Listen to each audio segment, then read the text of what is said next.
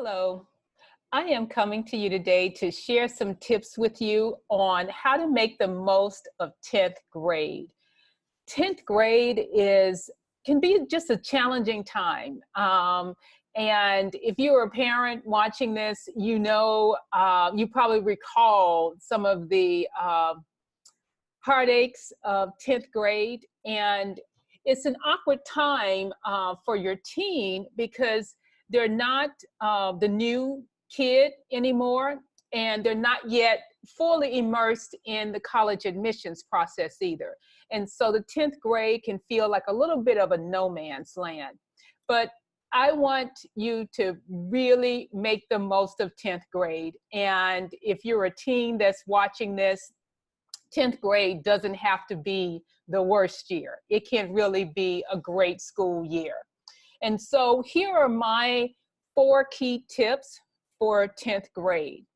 So one is just getting in touch with who you are, starting to really nurture that self-awareness if you haven't already. And this can be done through taking some initial inventories and interests surveys that can help with just figuring out the things that you like and what you don't like. And your school counselor may have access to some really great tools that you can take advantage of. And this could be some personality assessments as well. Who doesn't enjoy learning about that kind of thing? And so you can spend some time with doing those assessments as well as interpreting them. And so really learning about what it is that you like, what you don't like, and even using those to perhaps think about what career interests you might want to pursue. That's the first tip. The second tip I want to mention to you, and this one may sound a little odd or maybe even sound harsh in some way, but 10th grade is a good time to really reassess your friend groups.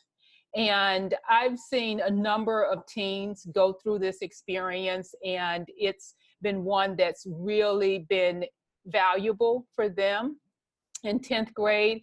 And when I say reassessing your friend groups, it's really about, really thinking about who is a friend and who is not a friend.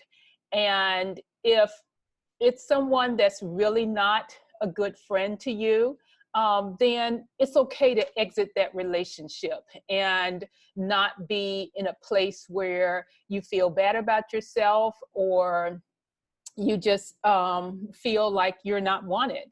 And so 10th grade can be a good time to get into a new group because, if you've just finished 9th grade at that same school, then it's likely that there are some other students who are also perhaps open to new friendships. And so this could be a great time to just find new friends and start to spend time with other peers who are doing the kinds of things you want to do, and also that enjoy being around you just as much as you enjoy being around them. So really think about reassessing the friendships that you have in 10th grade. A third tip would be pursuing what interests you. And this could be a particular club at school. It could be a community service activity that you really enjoy. Maybe you like animals and you want to volunteer at an animal shelter. And so doing what it is that interests you. Don't worry about what your friends are doing. Don't worry about what other people say you should be doing, but really think about pursuing what interests you. That's what's going to really make a difference in terms of this sophomore year being a great school year for you. And then the fourth tip I want to share with you relates to the summer.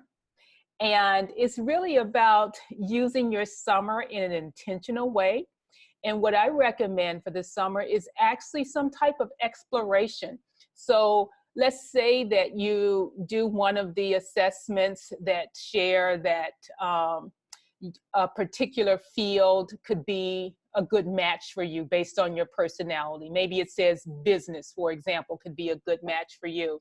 Then there are countless summer programs for sophomores that are in business that you could apply to sometime in the winter, spring.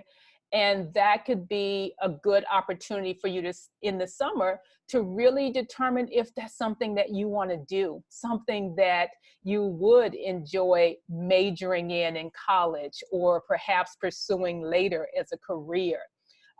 Maybe if your assessment came back and said that business could be a good fit, maybe you do an internship or shadow experience at a local company, or maybe you get a job working in the summer as a way to learn more about that particular industry that you're working in.